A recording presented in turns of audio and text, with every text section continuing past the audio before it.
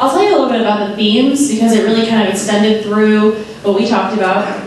Some of the main themes about how this Google Fiber can impact the higher education realm, so students, parents, teachers, was a lot of collaboration and a lot of content sharing. So being able to videotape lectures and have it available online. So an adult student can catch it later at night when they get home from work. So I'll go through some of the key concepts, and then there's a couple other ones that I'll talk briefly about. The first one is virtual mentoring. So it was this idea of having a virtual mentorship program that helped with jobs. So it was more like a job shadowing, and that the student could take some kind of job aptitude test, or that they could have access to these virtual mentors. So it could be a Q&A session with somebody who, it could be a field that they might want to get into or might not be too sure about. And then there's this idea of having an on-demand archive of videos. So somebody who's an engineer or somebody who is in advertising, these people can put up videos about their job so that students can have on-demand access and say, you know what, I want to learn a little bit more about what an engineer does, what goes into their education. And they might think, oh, I want to learn a little bit more about that, and they can contact that person. It's also this idea that maybe early on, so when it's a college freshman or a college sophomore, they can reach out to people who have maybe just graduated and are just getting into the field. We can give them some words of wisdom on what to expect or what to look forward to or what to study. And then as they get into their junior, senior year, they can find mentors who are actually in the field. And it can be more of an internship program, but it can be virtual. So they can see what these people are doing at their job, and they might not necessarily have to be there. So, and it's having the video chat capability as well. It builds competence, it can build this real life experience as much as you can in a virtual setting. And it gives students a chance to build their networks. Another thing was the virtual tutor or collaborator idea, and basically this is connecting college kids with high school kids. So it might be somebody who is a math major, and it sets them up with high school kids who need help with math.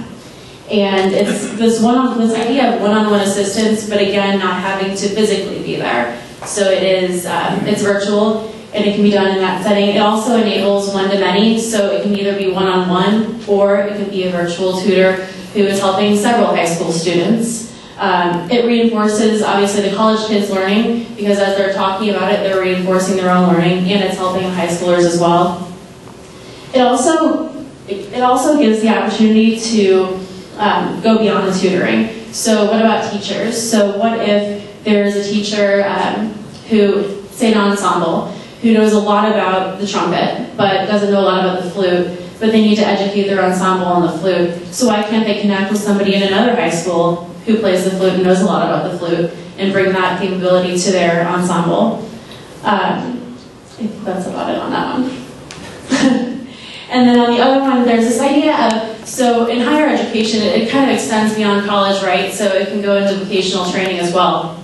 So we have this idea of these real-world, real-time instruction using HD video streaming. So it's not just watching instructional videos. So it's in real time so that the person that's studying how to change oil can say, you know what, can you go back and can you show me that from a different angle? Or can you go back and tell me a little bit more about this? And so it's more on-the-job, real-world examples, potential for having assessments or certifications online. It really opens the door for people to learn more online and to do it from their own homes on their own time.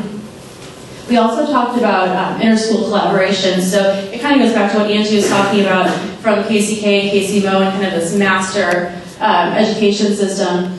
So we know that universities, there's different funding, there's different options available. So it's kind of this idea of being able to share resources. So somebody who can be able to get a great speaker can be able to share that with other universities, whether through live streaming or through having it on demand for students to access later.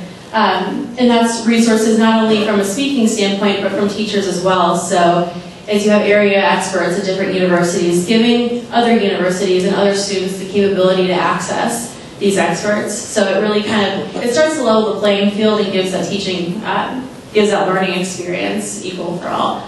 And the last thing that I was going to talk about, which this is captured by all of them, but it's this idea of it's on-demand access to videos, so it might be videos of lectures or just different tutorial examples that can be all put into one spot for students all over the place to access. So it can not only be for students, but it can also be for professors. So people who are preparing to teach a class might see how somebody else taught it or might see how others learned.